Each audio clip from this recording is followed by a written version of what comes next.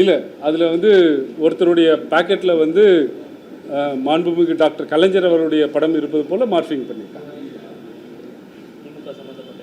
அப்படின்னு காட்டுறதுக்காக மார்ஃபிங் பண்ணாங்க. சைபர் கிரைம் மூலமா ட்வீட்டை லாக் பண்றாங்க. எக்ஸாம்பிள் நியூஸ் டுடே 27 இந்த வீடியோவை இந்தியாவில் முடக்குனாங்க. இதை தாண்டி பல்வேறு நபர்களோட ஐடியை பேன் பண்ணி ரிப்போர்ட் அடிக்கிறாங்க. இது 2 நிறுவன பேர் பின்னாடி சொல்றாங்க. ஒன்று வாய்ஸ் ஆஃப் கமெண்ட்ஸ், 2வது ரூட்.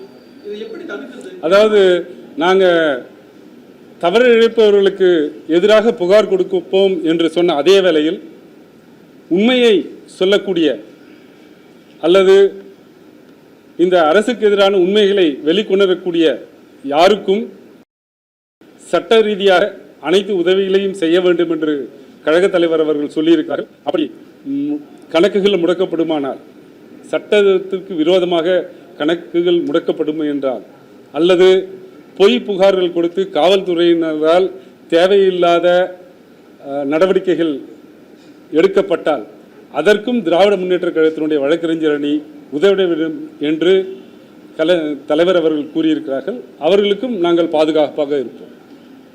அதை மட்டும் எழுத்துரிமை, பேச்சுரிமை பாதுகாக்க என்றும் திராவிட முன்னேற்ற கழகம் போராடியது. அதே வகையில் யாருடைய உரிமைகள் பாதிக்கப்பட்டாலும் அதை பாதுகாக்கிற ஒரு கேடயமாக திமுக இருக்கும்.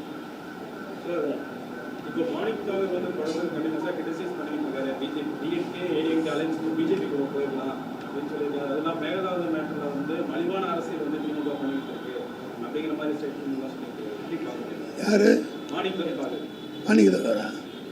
அவரை பற்றி சொல்லணும்னா அவர் தான் முதல் எல்லா சூத்திரதாரியே.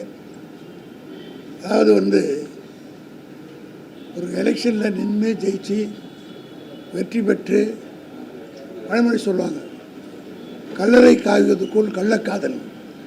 ஆக ரிசல்ட் வர்றது முடிவு கூட இல்லை. அதுக்குள்ளாகவே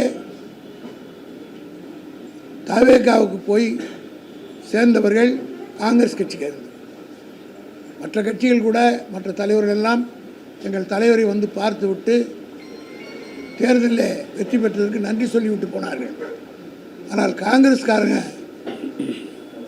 நன்றி கூட சொல்ல வேண்டிய அவசியம் இல்லை. முதல்ல ரிசல்ட் வந்தோடனே நேராக போய் தாவிகாவுக்கு ஆதரவு கொடுக்குறேன்னு சொன்னாங்க.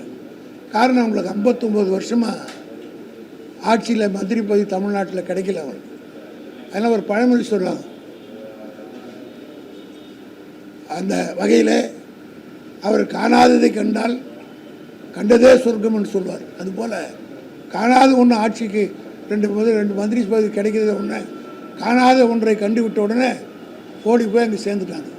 அதை மூடி மறைப்பதற்கு எங்கள் மீது இப்படி பழித்து போடுகிறார்கள். எந்த காலத்திலும் சரி, எங்கள் தலைவர் தளபதி தெளிவாக சொல்லியிருக்காரு, அந்த ஆட்சிக்கு நாங்கள் எந்த விதமான இடையூறும் தரமாட்டோம். யார் போனாலும் சரி, யார் வந்தாலும் பற்றி அதை பற்றி கவலை இல்லை. ஆனால் காங்கிரஸ் செய்தது மிகப்பெரிய பச்சை துரோகம் என்பதை அந்த கட்சி தொண்டர்களே பாதி பேர் புலம்புகிறார்கள். யாரோ 2 பேர் பதவிக்கு போயிருக்கிறதுக்காக இவ்வளோ பெரிய பாரம்பரியமிக்க காங்கிரஸுடைய பெருமையை கெடுத்து விட்டார்களே என்று அவர் கட்சிக்குள்ளே பாதி பேர் சொல்கிறாங்க. பல இடங்களில் காங்கிரஸ்காரர்கள் அவரை கூப்பிட்டு கூட போகவில்லை. ஆக மாணிக் தாகூர் தன்னை பெரிய மனிதனாக காட்டிக்கொள்ள வேண்டும் என்பதற்காக இப்படிப்பட்ட அறிக்கைகளை அவர் விட்டு கொண்டிருக்கிறார். அவர் எப்படி வெற்றி பெற்றார் என்றதை முதல்ல அவர் நினைச்சு பார்க்கணும். விருதுநகருடைய நாடாளுமன்ற உறுப்பினராக எப்படி வந்தார், எவ்வளோ ஓட்டில் ஜெயித்தார், யாருடைய தயவில் இன்றைக்கி இருக்கிறார் என்பதை புரிஞ்சு. இப்போ கூட இன்றைக்கி காலையில் ஒரு செய்தி, அதிமுக சார்பில் ஜெயிச்ச 3 எம்எல்ஏக்கள் பதவி ராஜினாமா செய்துட்டாங்க. அவங்களுக்கு இருக்கிற சொரணையாவது கொஞ்சமாவது நம்முடைய மாணிக் தாகூருக்கு இருந்தால் அவரை ரிசைன் பண்ணி நிற்கட்டும். இப்போ 3-4 தேர்தல் வரப்போது, இடைத்தேர்தல். அதுவும் அவரும் வந்து அவ்வளோ வீரமாக பேசினா ராஜினாமா பண்ணிவிட்டு நிற்கட்டும்னு தயாராக இருக்கணும்னு நினச்சிருக்கேன். ஆக காங்கிரஸ் கட்சி தனக்கு பதவி கிடைக்கல போனான்னு போட்டு அதை பற்றி கவலை கிடையாது. எத்தனையோ மேடு பள்ளங்களை திமுக பார்த்துருக்குது.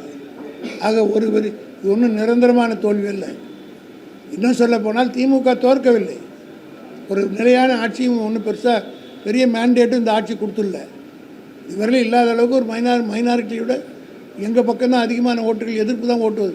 34% அவருக்கு ஆதரவு, 66% எங்கள் சாத்திருக்கு. ஆக இதையெல்லாம் புரிந்து கொள்ளாமல் அவசரப்பட்டு பேசக்கூடாது. அவர்தான் முதல்ல இதுக்கு சூத்திரதாரியாக இருந்து கெடுத்தார் இந்த கூட்டணியை. காங்கிரஸுக்கு கல்லறை அடிச்சுட்டு தான் அவங்கெல்லாம் போவாங்க. இந்த தேர்தல் களத்தில் வந்து சமூக வலைதளம் பெரும் தாக்கத்தை ஏற்படுத்துச்சு, அதுவும் இந்த ஃபேக் நரேட்டிவ்.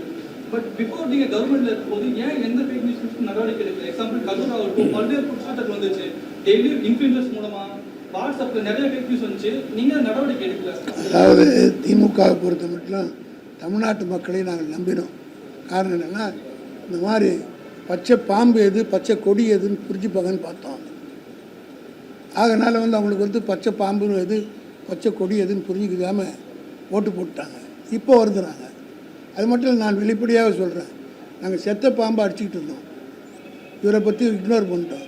செத்த பாம்பை அடிச்சு கொண்டு இருந்த நேரத்தில் கருணாக உள்ள போட்டுருச்சு. அதான் அதாவது ஆட்சியில் இருக்கும்போது அவர்கள் மீது ஏன் நடவடிக்கை எடுக்கவில்லை என்றால், அந்த நேரத்தில் வந்து அது ஆட்சியில் இருக்கும்போது அதை பண்ணுறதுங்கிறது வந்து ஒரு கருத்துக்களை வெளியிடுவதோடு வந்து பேச்சுரிமையை பாதிக்கக்கூடாது அப்படின்ற ஒரு ரெஸ்ட்ரெயின்ட் இருந்தது எங்களுக்கு.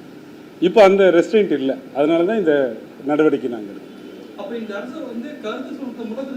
100%. ஏன்னா நீங்கள் திரு பொன்ராஜ் அவர்களை மீது 2 இடத்துல அவர்கள் மீது 2 இடத்துல புகார்கள் அளிக்கப்பட்டு 2 இடத்துல எஃப்ஐஆர் தாக்கல் செய்யப்பட்டிருக்கிறது.